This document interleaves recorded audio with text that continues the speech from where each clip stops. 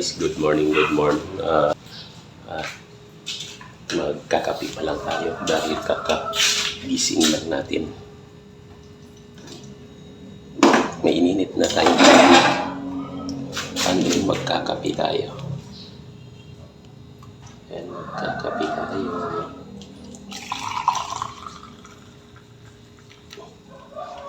Ay, mali. Dapat iinom muna ako ng mainit na tubig. Inom muna tayo ng mainit na tubig. Bago uminom ng kape, mainit mo ng tubig. Mainit na tubig ang ating iinumin muna. At hindi tayo makapaggalaw ng maganda ngayon dahil meron tayong sakit sa paa. Lapag muna natin yan.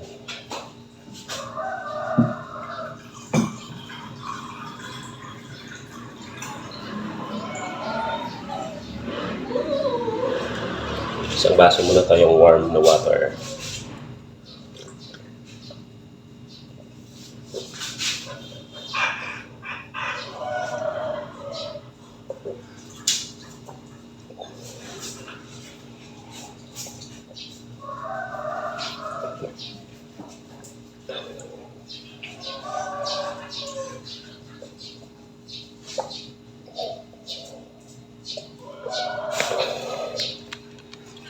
Isang baso daw kasing tubig na iinumin mo paggising mo is ano daw yun, yung mga hindi na lusaw na mga toxic sa loob ng katawan mo is lulusawin niya muna para mapunta sa dumi. Parang ganun siya. Sakit ng ulo mo is mawawala pag umiinom ka ng mainit na tubig. So ngayon is magkakape na tayo.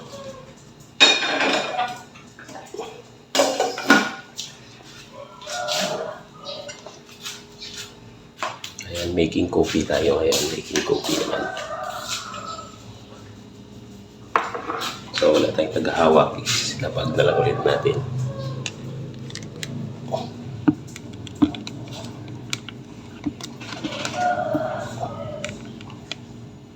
Wala tayong tagahawak. Konti na lang yung kape ko. Kalapit na maubos.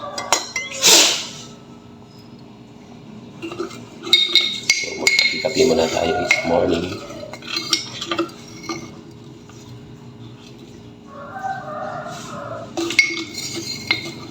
Monday morning. At kagabi baga ako natulog is nag-countdown yung YouTube natin. Hindi ko alam kung magkano na ngayon siya. Baka 10,100 or wala pang 10,100. Kasi 100 na ang ikot natin dahil 10K na tayo. Sa 100 na ang ikot natin dahil 10K na tayo ngayon. Isa. Talaga.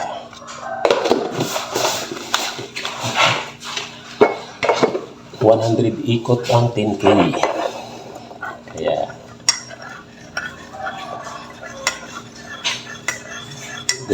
good morning sa ating lahat sa ibang bansa at dito sa Pilipinas, sa buong mundo. Good morning, maayong buntag.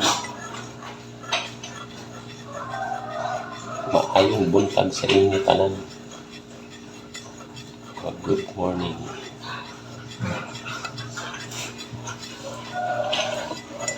Try natin tikman ang ating kape.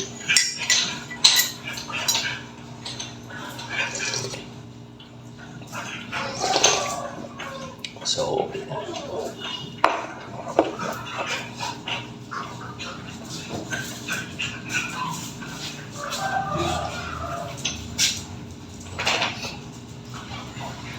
Magkapi-kapi tayo sa umaga.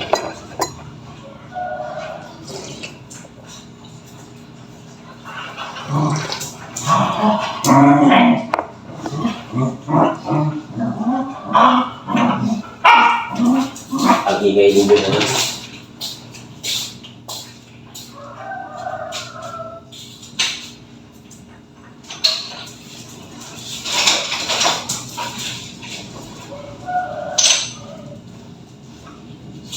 Brown, naglaro ay si Brown nagbubuldog, naglaro lang ng buko, hindi kumain.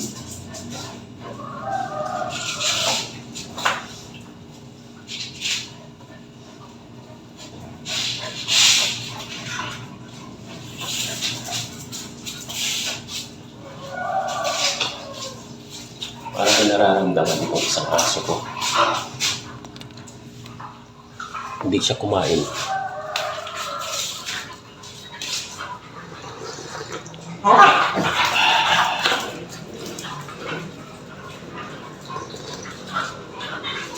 Check muna natin ang ating paligid.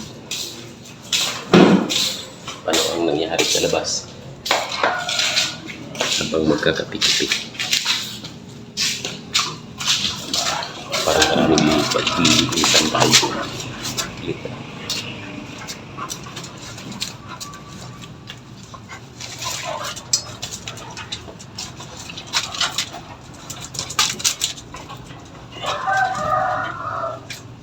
Hindi nila inuubos yung kahanin nila. Ilagyan natin ulit ang ulam dyan.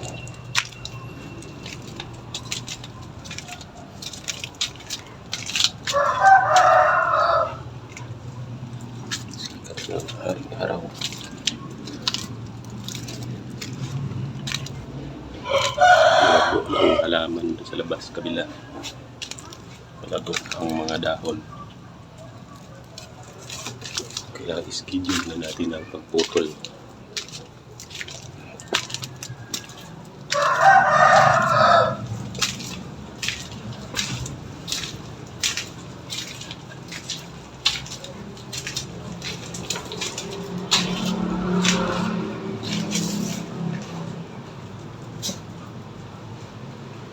So, ang dumi dito kailangan na natin maglinis ulit.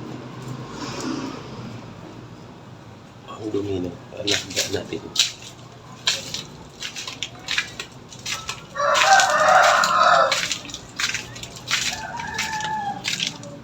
Kailangan natin linisan at lalo nilang ikakalat ang mga dumi.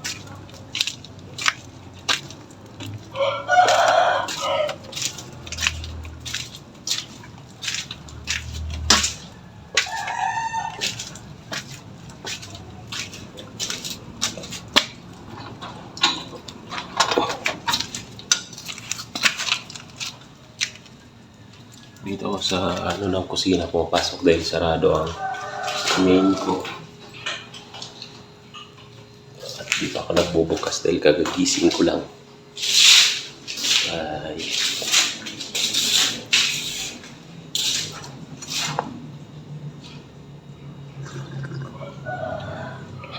Starbucks coffee.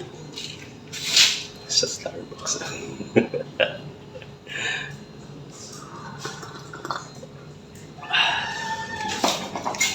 Okay, Starbucks coffee tayo. Tingnan nyo ang aking ayaw kasi matanggal na nito kahit baka na yun mapuskusin. Ayaw matanggal. Kailangan na talaga yan is mag-renovate na ng pitora. So pag nag-renovate dito, napaka laki pang trabaho nito pag in-renovate dito, pati ang mga bubong. Kasi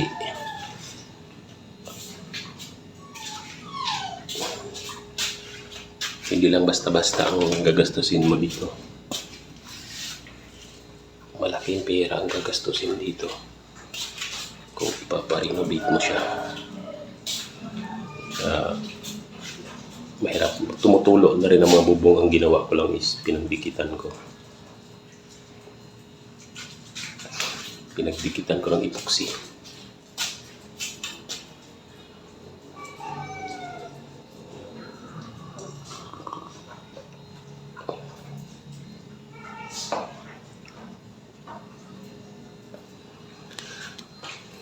Kaya ang buhay ng nag-iisa lang, ganito lang. Ikaw mag-isa lang dahil sa ibang bansa kasi yung aking misis ko. Walang mag-isang kasama ko is mga alaga ko lang. And then, meron pa akong naging problema sa aking paa. nagkaganito ang aking paa.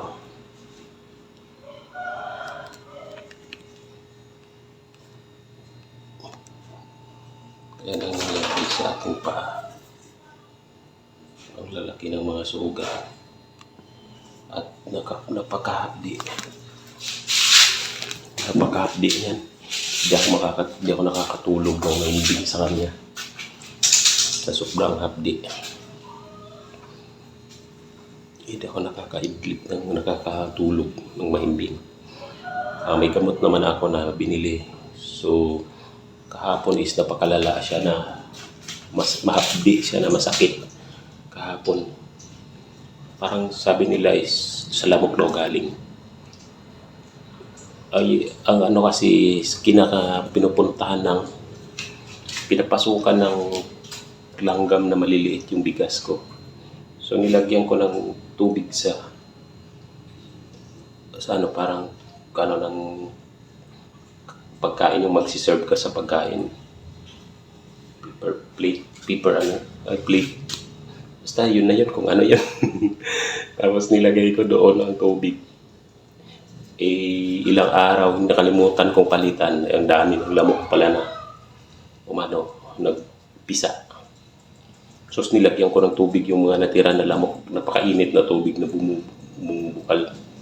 Hindi namamatay ang lamok. Hindi namatay ang lamok. Ganun pala katibay ang lamok kahit na buhusan mo ng tubig na kumukulo is hindi pa rin siya na mamatay. Ganun sila katibay ang kahit kumukulo yung tubig. Isang kaldero na tubig binuhos ko sa kanila na kumukulo. Wala man lang namatay kahit isa. Ang titibay nila sa init. Ginawa ko is tinanggal ko at binuhos ko na lang.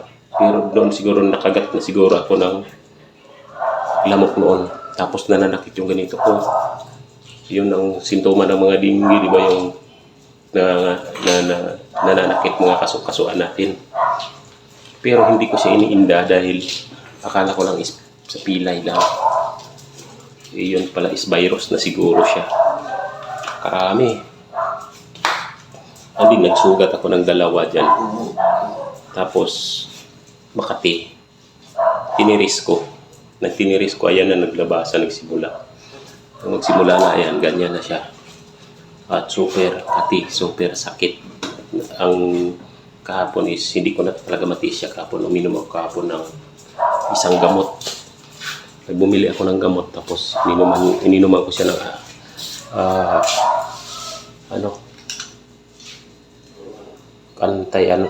tawag nito, yung sakit.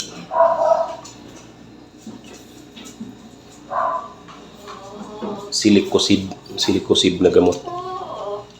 Ito. Bumili ako nito, tapos uminom ako isa. Yun, nawala yung kirot na napakasakit na kirot, nawala ang kirot niya. Tapos parang masarap siya ilakad, pero nung hindi pa ako nakainom, pag lumakad ako is napipilay na yung parang hinihila yung balat natin. Parang hinihila siya na napakasakit, nagkumikirot. So ayun, na anuhan ko ng gamot na nalagyan ko na, pero siyempre hindi ka agad mawawala yan.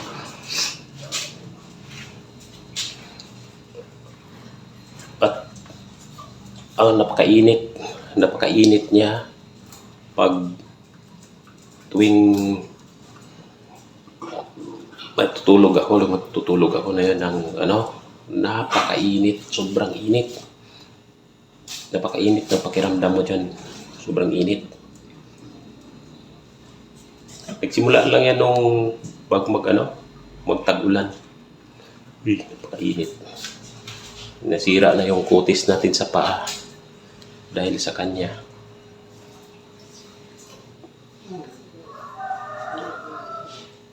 At napakahapdi.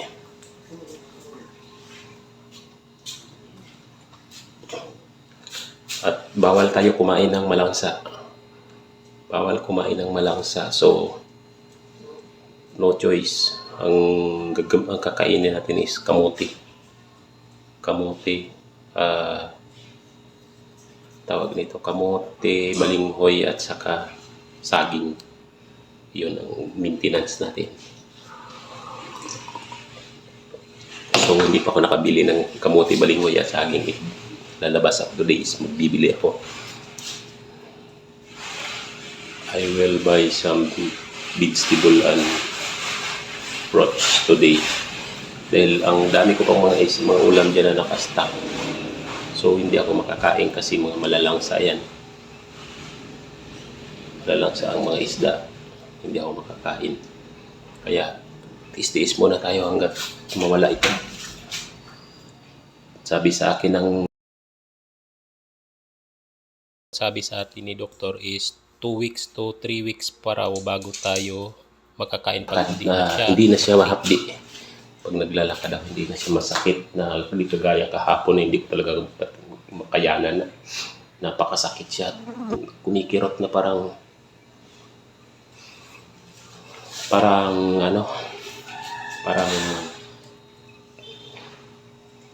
tinutusok siya. Yung nga ng dinggi, parang ganun talaga. Tapos yung katawan ko, napakainit, sobrang init. Nilagnat ako ng na yan, kasi uminom ako ng 2 buti na Gatorade. 2 bottle ng Gatorade ang ininom ko. Dito pa nga yata ang bottle ko ng Gatorade dito. Gatorade na blue ang ininom ko, 2 bottle. Ganito. Gatorade na blue, 2 ganito ang ininom ko. Wala akong ininom na tubig ng buong gabi, kundi lang Gatorade lang ininom ko ng buong gabi. Tapos pinawisan ako ng gusto, pawis na pawis. Ang sobrang init ang pakiramdam ko, kahit na umuulan is napakainit pakiramdam ko.